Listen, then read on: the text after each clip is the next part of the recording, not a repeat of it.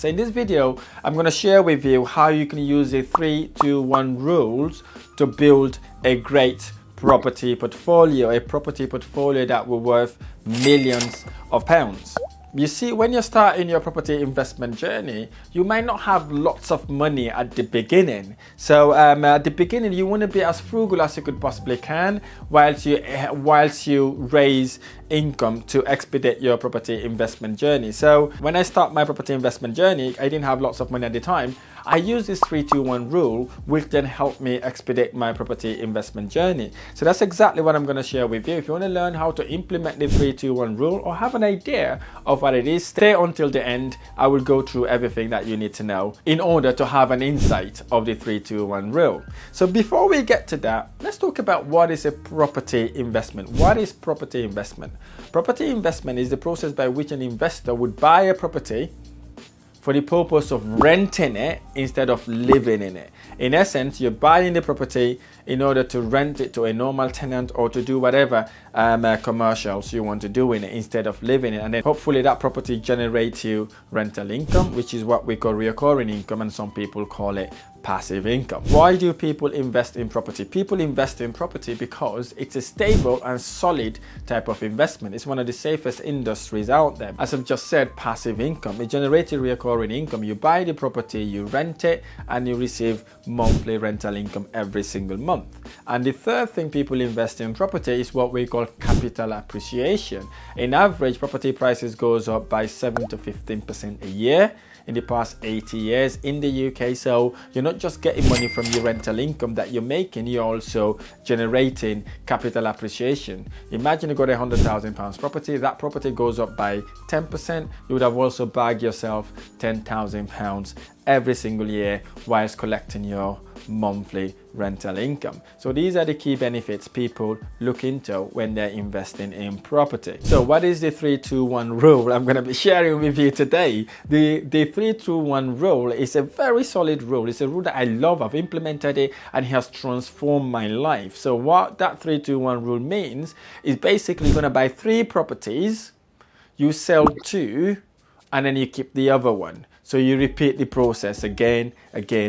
So why do this strategy? You do this strategy if you're one of those who are a bit struggling to raise finance. Why use the 3-2-1 rule? You use the 3-2-1 rule in order to expedite your property investment journey. And at the same time, if you're one of those who are shy to raise money or finding it difficult to go out there and raise money to build your property portfolio, this rule may be suitable for you, because what you're doing, you're buying 3 properties, you're selling 2, you make the profit from those, and then obviously you go and buy another one that you can keep. You repeat the process over and over again. And in essence, you might not run out of money if you know what you're doing, but if you definitely know what you're doing, you will never have to run out of money and you'll be able to build your property portfolio that way. So what I like us to do now is to go onto that board so I can talk you through the process and what figures you need to be looking at in order to start your 3-2-1 rule. Again, let's imagine we've got £55,000.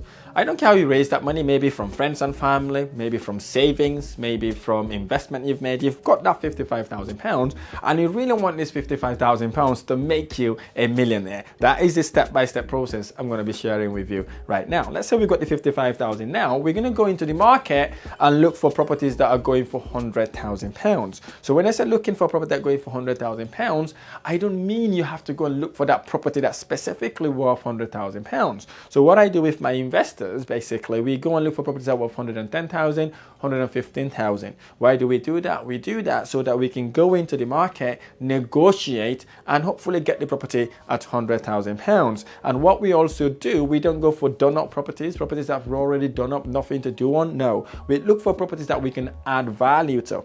What do I mean by properties that we add value to? I'm talking about properties that you can go and renovate, decorate, bring a little bit of modernization to it so you can force the value. Okay, so that's the concept we're going to be looking at when we are working on investing in properties. Let's say now we saw this property, it looks an amazing property, it was £115,000.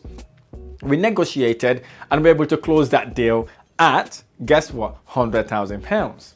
Let's say we purchased that property price, let's say it was £100,000. Okay,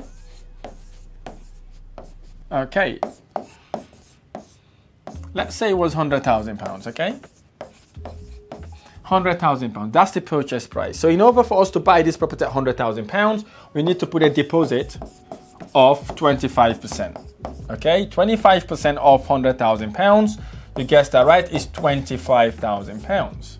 So £25,000 is what we need to put down in order for the bank to lend us the 75%. Let's assume now legal cost and all the other stuff that goes with it, plus, let's say that's about £5,000, okay? £5,000 is how much it would cost us to kind of get all the legals done and all that sort of thing, okay? Suppose now we've bought that property. It's a property that requires to do a bit of renovation. Let's say our refurb cost is £25,000, okay?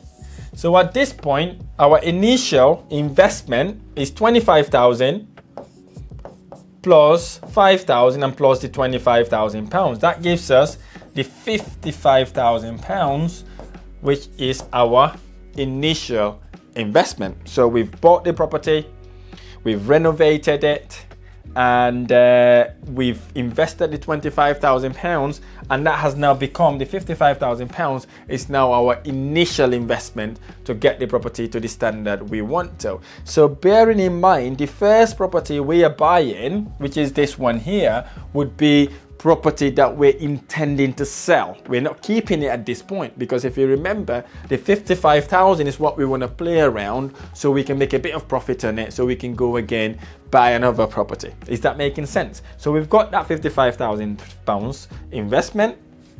Fast forward, we've done all the property now.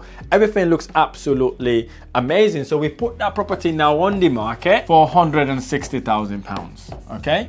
£160,000 is how much we have put the property on the market, okay? So now we've got the sale price. So now we want to deduct the amount of money we have already spent to get the property to where it is at £160,000. Let's say our initial investment, which we already know, was how much? £55,000. So our initial investment is £55,000. Okay, and then obviously we've got costs that involve. This could be your holding cost, your agency fees, your whatever cost to keep that property going until you sell it. That would be an estimate about £5,000. Obviously, if you know what you're doing, £5,000 is more than enough to keep the property going until you sell the property. And then obviously, because we borrowed the £100,000 when we bought the property, so we owe the bank 75% of the £100,000. So that is the loan. Okay, so we need to pay this loan back. That loan is £75,000. Okay, £75,000. So £75,000 is what we've borrowed from the bank. Okay, so what we now want to do is to work out what our net profit is. Okay, net profit.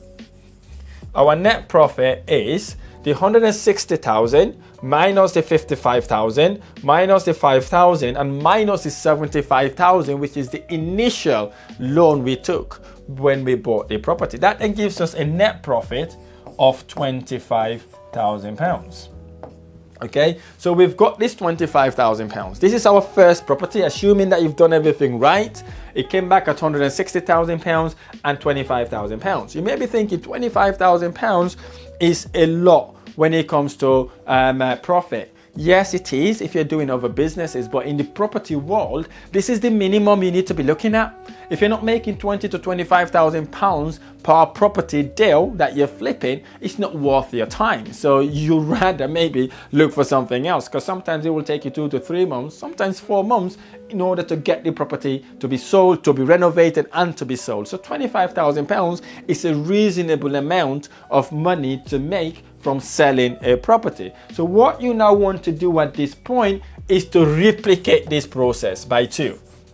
So when you replicate that process by 2, that's where the magic starts to happen. So if you've got this twice, so if you times that 25,000 by 2, how much would you have made that profit? You would have made how much? £50,000. So £50,000 is what you would have made as net profit doing this twice.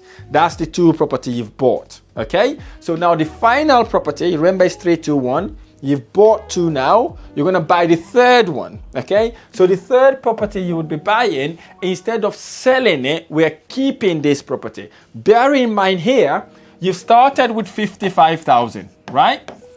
And now you've got another profit of 50,000 pounds, okay? So that then gives you 105,000 pounds in your coffers, okay? So you've got 105,000 pounds in your coffers. It doesn't necessarily mean you're gonna go and invest all that money. Let's just assume we're gonna use the same process again. We only wanna use 55,000 pounds, okay? 55,000 pounds in your first property, okay? So what you now wanna do at that point is to go back in the market, look for another property to buy, but this time round, the intention is to keep the property.